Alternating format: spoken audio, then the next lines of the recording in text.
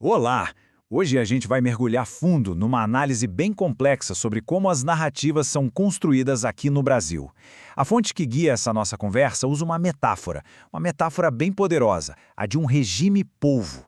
A ideia é que esse polvo estaria controlando a nossa percepção da realidade. Bora entender como essa perspectiva se desenrola?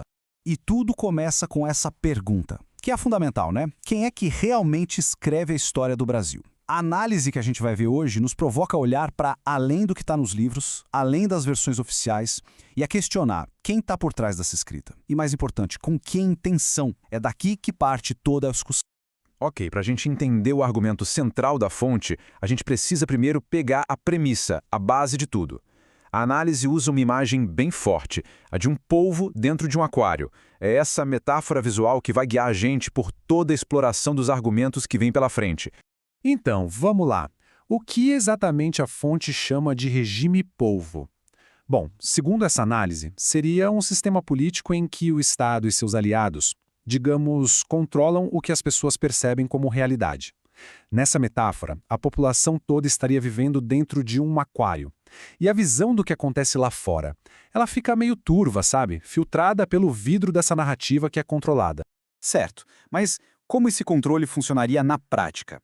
A análise fala nos tentáculos do polvo. A ideia é que instituições que a gente conhece bem, tipo a grande mídia, o mundo das universidades e das artes, o sistema jurídico e até a burocracia do Estado, funcionariam como os braços desse polvo, todos trabalhando para moldar e reforçar essa narrativa principal. Beleza. Até aqui foi a teoria, né? Agora, vamos ver como a análise tenta aplicar isso num caso bem concreto. O primeiro exemplo que a fonte traz é a famosa Comissão Nacional da Verdade, a CNV. E ela é apresentada aqui como uma ferramenta que teria sido usada justamente para reescrever o passado. Olha só o ponto central que a análise levanta. De um lado, a gente tem a missão oficial da CNV, que era investigar violações de direitos humanos num período específico. Ok. Mas do outro lado, vem a alegação da fonte, a de que a comissão teria tido um foco seletivo. Ou seja, teria se concentrado quase que totalmente nos agentes do Estado, enquanto os crimes que teriam sido cometidos por grupos armados de esquerda teriam ficado de lado. E para fechar essa crítica, a fonte usa uma citação bem direta, bem forte. Diz que a CNV foi um caso clássico de reescrita da história e uso da máquina pública para perseguição política sob a máscara de justiça. É uma linguagem pesada, né? Ela resume bem o argumento de que, para essa análise, a comissão não foi nem um pouco neutra, mas sim um instrumento com um claro viés político.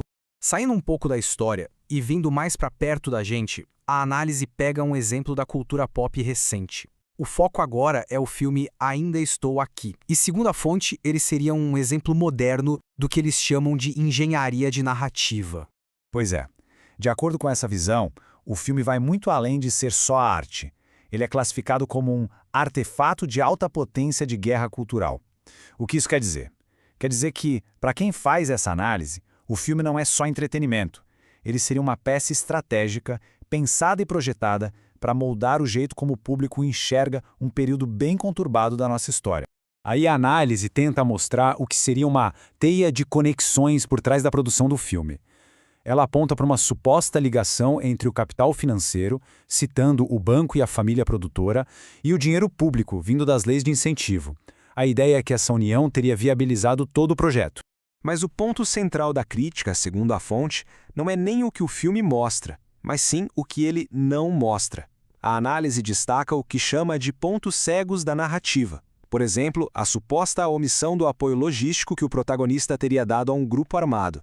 A falta de menção aos atos violentos desses grupos, como bombas e sequestros. E, por fim, o silêncio sobre as vítimas do outro lado, como o sargento Mário Cosel Filho.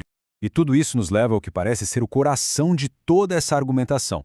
A tese central da fonte é a de que existe um paradoxo, um duplo padrão, ou seja, uma forma diferente de julgar ações que são parecidas dependendo só de quem fez e em que momento da história.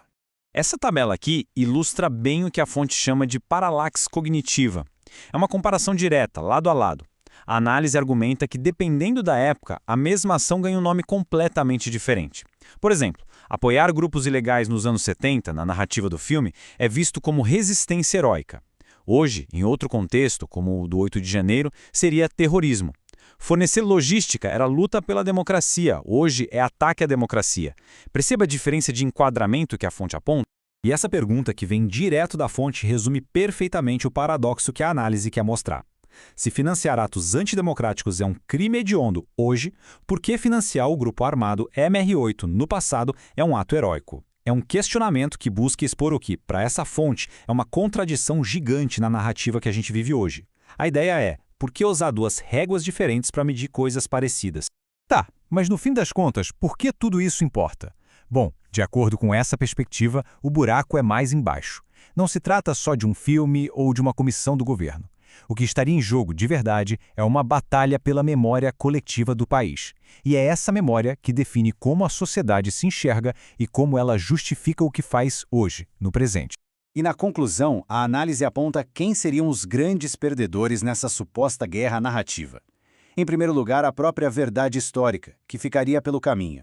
Em segundo, as vítimas dos grupos de esquerda, que seriam simplesmente esquecidas pela história oficial. E por último, o Pacto de Pacificação Nacional, que veio com a Lei da Anistia de 79. Segundo a fonte, esse pacto estaria sendo desfeito, mas só para um dos lados da história. E para fechar, a fonte traz um ponto bem concreto que toca no bolso de todo mundo. O argumento é que essa tal guerra cultural não é só uma briga de ideias, não. Ela seria financiada, pelo menos em parte, com dinheiro público, através de leis de incentivo como a Lei Rouanet. Ou seja, a análise conecta aquele conceito abstrato de guerra de narrativas a uma consequência bem real para quem paga imposto. E a gente termina com a provocação final que a análise deixa no ar. Fica a pergunta: a história se repete? Ou são só as narrativas que se repetem, sendo recontadas de novo e de novo para servir a novos interesses? É uma reflexão que resume bem o centro de toda essa perspectiva que a gente explorou hoje. Valeu pela companhia.